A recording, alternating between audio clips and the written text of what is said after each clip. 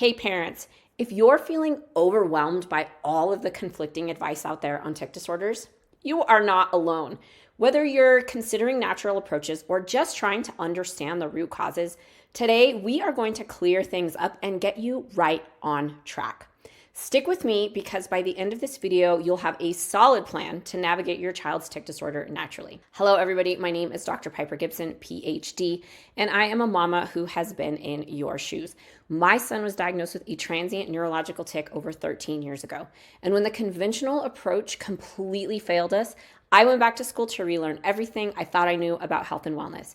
And now I help scared, frustrated, overwhelmed parents get access to the tools, testing, and resources they need in order to start reversing their child's tic disorders naturally. So let's dive in. What really causes tic disorders from a natural perspective? And it's not just about the brain. Tic disorders are not purely neurological.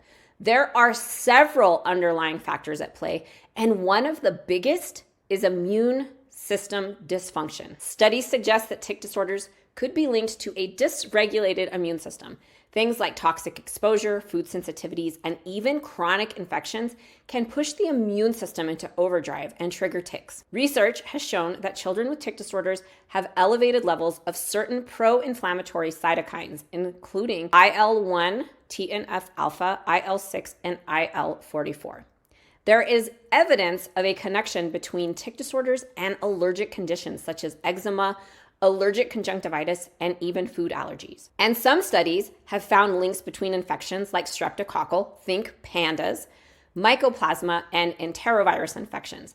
And these are really some things that can exacerbate tics. We also don't want to forget the environmental factors. Things like pesticides and chemicals in cleaning products can all contribute to an increased toxic burden that may manifest as tics. Now, the gut is often called ground zero for immunity. And when gut health is compromised, it can lead to things like intestinal permeability, microbiome disruption, and systemic inflammation, all of which can then exacerbate tic symptoms. By supporting gut health, we can often see a significant reduction in tic frequency and intensity. But that doesn't mean running out and putting in a probiotic. There is actually no scientific evidence that supports probiotics in reducing tic disorder symptoms. And many providers will tell you that a probiotic can actually make symptoms worse. I know in our practice, we see this time and time again. A probiotic causes a gigantic flare of symptoms. We also need to take into consideration stress and anxiety. They can be a huge issue when it comes to tic disorders. When the body is in a constant state of stress, in that constant state of fight or flight, it can ramp up tics. That's why it's important to build positive coping strategies and support all of the body systems. I get it. There's so much conflicting information online, and it's tough to know what's the best advice for your child. So here's my advice to cut through the noise and focus on what I think really matters. One is work with a holistic or functional practitioner, a professional that can help you identify the root rather than just managing symptoms.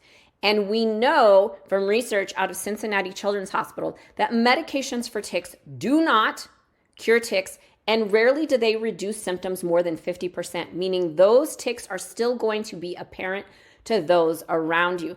Medications for tic disorders are often prescribed off-label and are only used as a band-aid to reduce symptoms and not necessarily to get to the root of what is really going on. When you work with a functional or holistic provider, they are going to help you focus on personalized approaches. Every child is different, and I know from 8 years in practice, what works for one may not work for another. Consider combining approaches. Consider using natural strategies along with things like behavioral therapies or alternative therapies for a well-rounded approach. Now let's talk about some natural approaches that have shown promise in managing tic disorders. These include things like nutritional support, lifestyle changes, diet changes, and even alternative therapies that can be very complementary. My suggestion, test, don't guess. So many of us, I've been there, have been in your shoes. So many of us search the internet and then throw spaghetti at the wall to see what sticks. Maybe we see a supplement that is targeted at tics and we're going to try that. Or maybe we read something about heavy metals and we are going to try that. The problem is we are throwing spaghetti at the wall to simply see what sticks.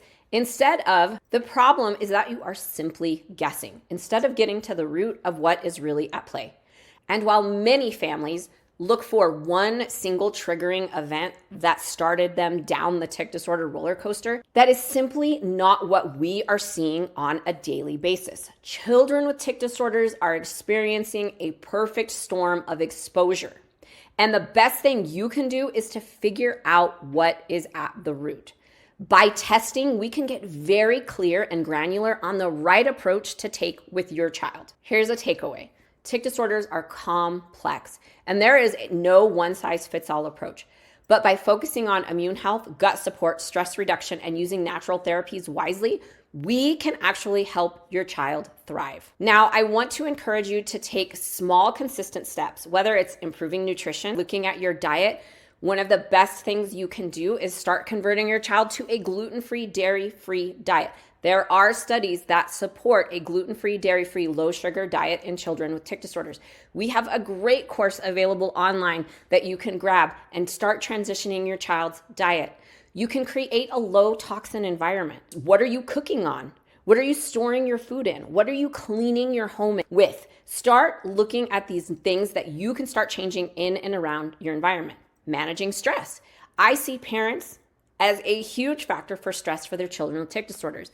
Mom and dad are so stressed about the tics that it impacts the child's tics and makes the children's tics worse. So look at yourself as a parent. What are some of the things that you can do as a family to start managing the stress behind what your child is experiencing? Every little change makes a huge impact. Now, if you found this video helpful, don't forget to share it with parents who might need it. And if you have any questions, drop them in the comments below. We love hearing from you. If you want more guidance, there's some great things you can do. You can start with our book, TikTok. This is Common Misconceptions, Natural Solutions, and Real Conversations about Tic Disorders. I wrote this book so that parents could get a different perspective. Tic disorders are not purely neurological, and this book, you can sit down and read it in a weekend. So grab the book. It's a great place to start. You can also book a free consultation with my team. Grab the link below for that free consultation if you are interested in learning more about how we work with clients all over the world to help them start to reverse their child's tic disorder symptoms naturally.